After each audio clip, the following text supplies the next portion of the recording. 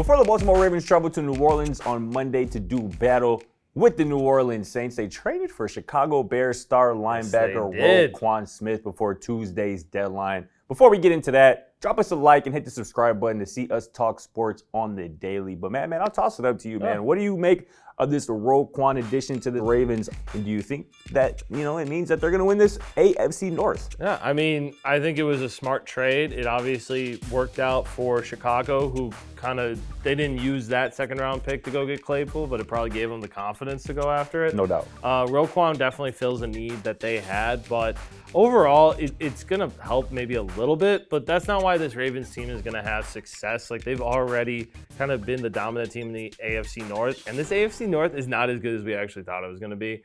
I don't think the Steelers are going to be able to figure it out, whether it's Pickett or Trubisky. Cleveland has been struggling without a solid quarterback, and also that run game's been big win on Monday against the Bengals, though. Yeah, big win. But again, there's your point right there. Right. Like, it's just they're eating themselves and just destroying each other. And also the Bengals have been such a letdown. I mean, they're at 500, but they cannot figure out how to protect Joe Burrow. Right. I think they're having an aggressive sophomore slump. That's why the Ravens are going to win. Yeah. Aggressive. Honestly, it's bad. It's just bad. I like that. I mean, Roquan that's a huge addition for this Ravens defense, not to mention the fact that they already have a pretty damn good linebacker in Patrick Queen already on that defense. I expect him and Roquan to be probably one of the best 1-2 linebacker duos in the NFL, kind of up there with, Devin White and Levante David. It'll be out exciting in Tampa. For sure. And we know how that elite, linebacker duo worked out for Tampa in seasons past. But again, Roquan is a huge addition here. And I think, this is the type of move that is going to, propel the Ravens to truly, clinching this division. And I think it's very interesting that, this move kind of coincides with the fact that, Jamar Chase is going to be out for about a month.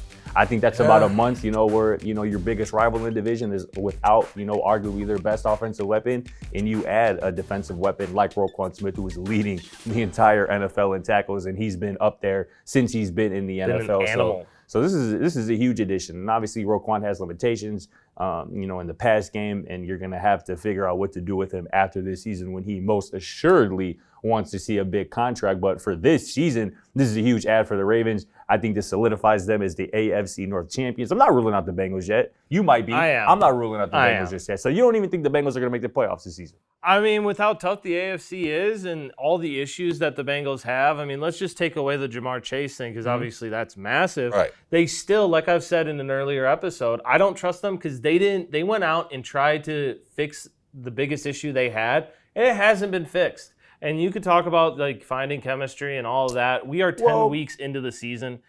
The Bengals are who they are, and it's a team that can't protect Joe Burrow. Well, here's the thing, and I want to push back a little bit on the protection thing. And I don't want to defend it entirely because he's been getting hit. I think he's the second most sacked quarterback in the NFL this season. He was first at one point, and right, he might have been. He probably was. But the Bengals currently sit at 4-4, right? Mm-hmm. Three of their losses came to the Pittsburgh Steelers on opening day, the Dallas Cowboys a couple weeks later, and obviously Monday night to the Cleveland Browns. What do those three teams have in common? They have arguably the three best pass rushers in the NFL, TJ Watt, Micah Parsons, and Myles Garrett. Those three guys are going to make offensive lines look bad. I don't think the Bengals are going to be playing those three guys the rest of the season aside from Myles Garrett when they see them again. So as long as you're not seeing a top 2 or 3 pass rush, I think this offensive line is going to be all right enough to let Joe Burrow cook. I don't know about that. I don't think they're going to let him cook. Let us know in the comments, though, how you're feeling about Roquan with the Ravens, how you're feeling about the AFC North as a whole. We know how this guy feels. But that old line doesn't survive in the jungle. Thanks for watching. Feel free to check out our other videos, and don't forget to smack that subscribe button down below while you're at it. Also, for more great and original content, head right over to bvmsports.com.